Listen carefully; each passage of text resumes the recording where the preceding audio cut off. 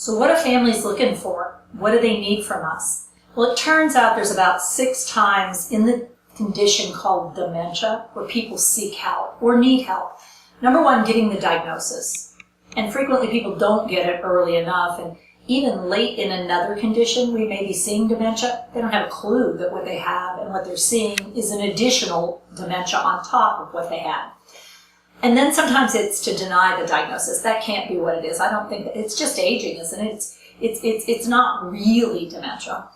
And then what we might see instead is, well, what can we do to fix it? I think there's a cure. I've heard about this. So they might be looking for some magic. They might be looking for the thing that changes everything and makes it go away. And then we get to where people are in the middle of this and they're looking for fixes. What can we do about the behavior, about the problem? What can we do to make this stop, to change this? Then we start seeing people looking for, I need help. I can't do this anymore. They need either placement or more services. And they're coming because they feel bad. They feel that they're incompetent, they feel guilty, they feel nervous, but they're asking permission and they're seeking assistance because it's just gotten to be too much. And then finally, people will come when they aren't sure, but they think maybe, and we need to find out if we're getting toward the end of the journey. And they need assistance, they need guidance. What does this look like? Am I giving up, or how do I help the person finish this journey? And what should I do and what shouldn't I do? So the first question we should be asking ourselves when we are confronted with this situation is this all of this dementia? Or could there be a mix? Could there be some dementia, delirium, depression? And it's confusing because they don't always look really neat and pretty and separate. In fact, there's a great big umbrella called dementia, and we have about 85 to 90 different conditions under there. And it really starts to make a difference because even though there are all kinds of dementia and it means we're in brain failure, there's differences. The symptoms, the progression patterns, what's normal, what's not normal for each of these forms and types varies. There's a huge difference between somebody living with Lewy body, primarily, and somebody living with Alzheimer's, or somebody living with vascular or frontal temporal. And a family doesn't know this, caregivers aren't familiar with this. We need to be tuned up and tuned in so that when somebody describes hallucinations that typically happen in the evening, they involve children or people or animals, and they happen pretty frequently in addition to being insomnia issues at night, and they describe things that actually didn't happen.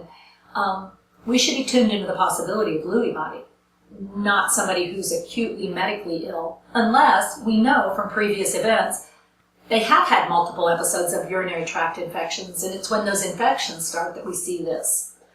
So us knowing and us being prepared to help people understand, we can make a big difference in life for both the person who's trying to care and the person living with dementia. When we realize that ultimately with this condition, the person's in brain failure, their brain is dying, and the brain runs everything. Everything from speech and language and comprehension to movement to chewing and swallowing. We may get that because we're trained for neurology. We're trained for understanding how the brain and the body are interfaced. But most care partners, most family members, even many healthcare providers aren't really tuned into it. So the difference between the brain over here and the brain over here, well, there's still tissue left, but the quality of function, what the person's going to be able to do, very, very different. And it's not isolated areas now, it's diffuse.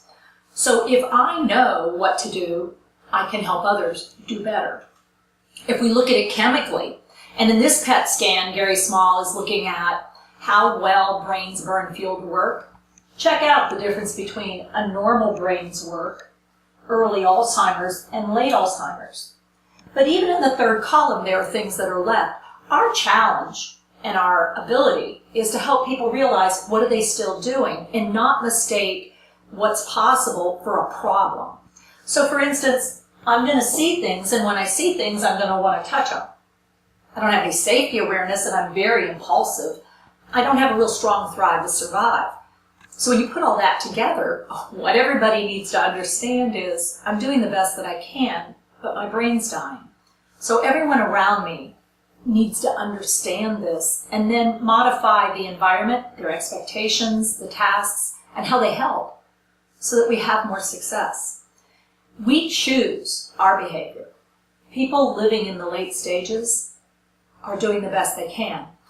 Our role as care providers and people who are giving information and support to people who are providing the care on a day-to-day basis, we need to do a better job. We need to help them. The reality is not neat and pretty. It's difficult. And the reality as well is they're often intermixed. We want to make sure we're making good choices in both the short run and the long run. If we treat a delirium, but it doesn't affect the dementia on the long run, at some point we've got to really check in on quality of life of everybody involved. And we're here to help figure things out, make life worth living while it's happening, and learn the art of letting go, not giving up on people, but choosing to let go.